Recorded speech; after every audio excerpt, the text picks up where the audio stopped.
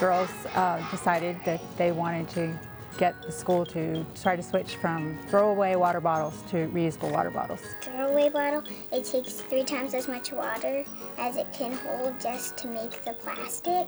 What was our first step with our project? We tried to spread the message of saving water.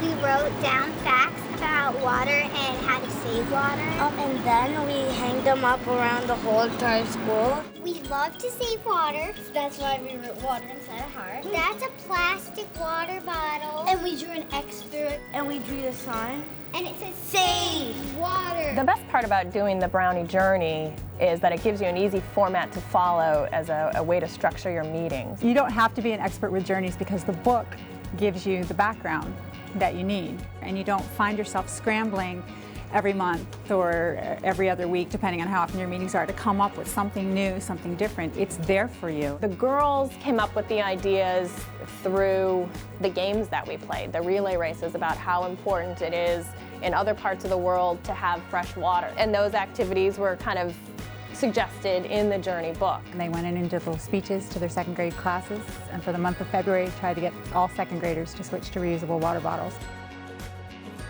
It started as a small thing and it moved into this school-wide movement, and it's the first green, eco-friendly movement our entire school has done, so that's pretty amazing.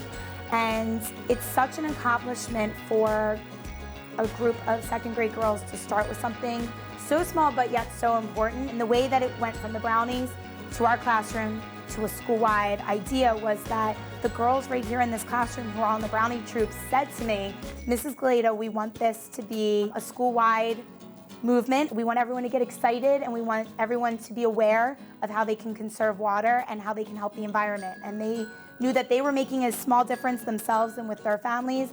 They really thought it would be making even more of a huge impact if they spread it school-wide. It spread from second grade classrooms that the Brownie troops are in to the entire school.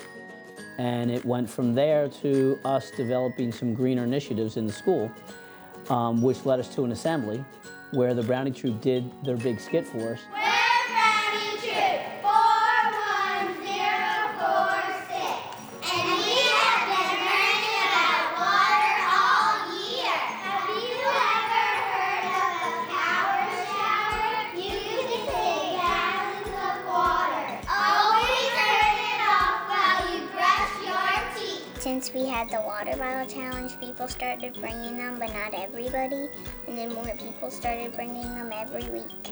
So it kind of started as a little brownie project in second grade and expanded to really a wonderful educational event for the school and an environmental event that's still going on now. It made things easy. It gave us a sense of where we were going and where we wanted to take the girls. And then we were able to be enthusiastic about it with them and say, look, we're going to do this really cool thing, and wait until you see where we get to. Do you think that your project was a success, girls?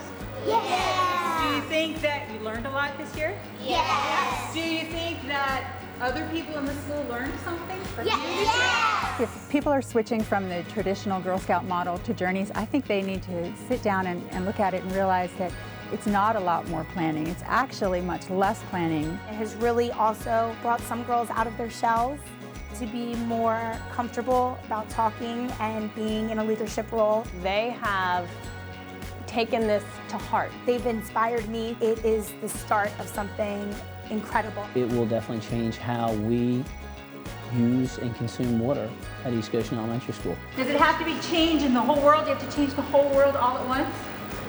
No. What can you do, Lisa? Just make small changes. And what happens if we make a small change? What can happen from there, Lauren? We can make a big change altogether and change the whole earth.